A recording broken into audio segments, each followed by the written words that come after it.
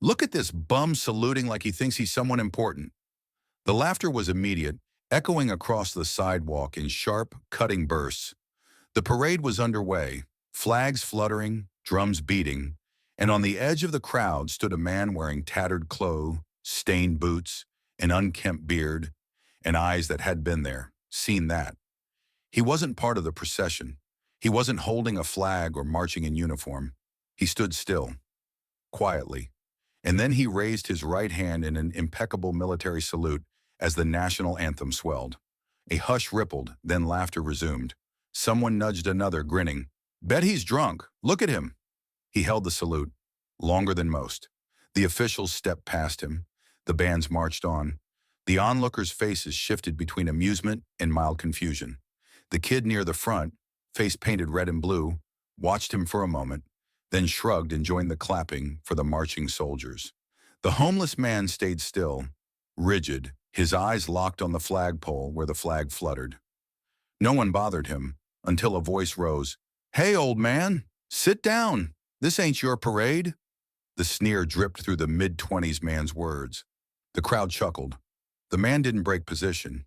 His eyes welled, the salt stinging, but his arms stayed high. That's when the woman with the toddler tugged her husband's sleeve and whispered, "I think he's crying." He blinked at her. "Crying at the anthem?" The woman nodded. He leaned closer. Under the stained jacket and ragged shirt there was a crooked back, the kind you get from hard years, years of struggle, war maybe. The toddler shifted and pointed toward the man. "Daddy, that man's sad." And something in the crowd shifted too. Just a little. A ripple of discomfort. The children noticed. The adults, less certain. And then someone gasped. A sharp intake of breath rattled the air. Someone, older than most of the crowd, pointed discreetly at the man and murmured, "Wait, isn't that Sergeant Daniels Price?" One camera phone flicked on. Heads swiveled. The crowd parted slightly. The laughter died. People stared. The man, still saluting, didn't react. The name passed through murmurs like a wave. "He's the guy from the story, the veteran who saved hostages, got injured. What happened to him afterwards?" Flashback. 15 years earlier. Deep in the desert, amid burning tanks and collapsing buildings, that man had led his squad into a trap. The mortar rounds rattled. Explosions lit the night. He carried 2 wounded men on his back through enemy fire. A grenade exploded near his leg. Shrapnel tore through muscle, bone. But he didn't stop until every civilian was evacuated. His team got out. He didn't. He collapsed in the hallway of a crumbling hospital with screams and blood all around. He woke up weeks later in a hospital bed, missing parts of his old self. A hero by Marina definition. Everyone applauded. General, medals, ceremony. But then, nothing. The glory faded. The paperwork piled. New wars, new heroes. He left the military. The civilian world didn't know his name. The bills piled. The PTSD whispers haunted his nights. The job rejections mounted. Housing slipped. He ended up living on the street, once honored, now anonymous, yet here he stood, saluting a flag he still believed in. Back in the present, the band's final note rang out. The man kept his salute. People around him stood silent. The crowd had shifted from amusement to shock to reverence, all without a word from him. The man was still there, upright, unwavering. Then a uniformed officer from the parade formation broke formation quietly, walked up and snapped to attention beside him. Others followed.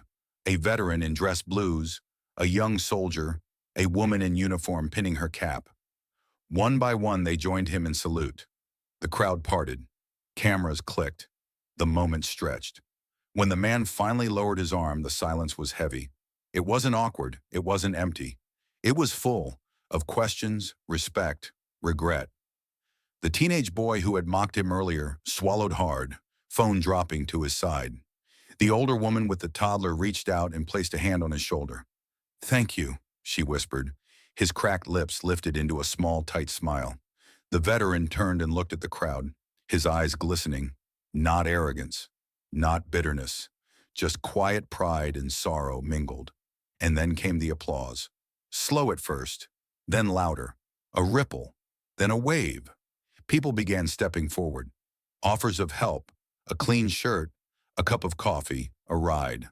A local news crew, alerted by the camera phones, converge. They pan the scene. The ragged man, the salute, the young professionals standing awkwardly, the crowd's faces. Headline whispers, veteran homeless but honors the flag. Within hours, a fundraising page lit up. Veterans groups and local citizens rallied. Housing arrangements, job offers, therapies for trauma, all sprung up around him. The woman in the crowd, the one who recognized him first, went to the mayor and told him, "That's him. That's our hero." The mayor nodded, voice choked. He made an announcement right there. "We owe this man." He promised to see that the veteran got the support he needed. The crowd cheered again, not for the parade, but for something deeper. Recognition, redemption, humanity. And the veteran, he walked away later, accepted the help, but with dignity intact. He told a reporter, "I didn't do it for applause. I did it because the flag meant something to me still.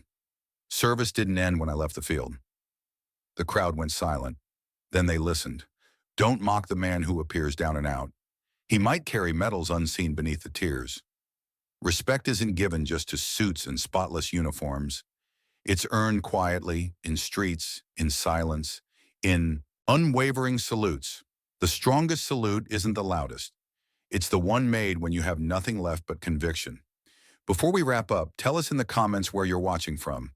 If this story moved you, hit that like button, share your thoughts, and subscribe to be part of this growing community of dreamers and doers. Your next life-changing story might be just one click away.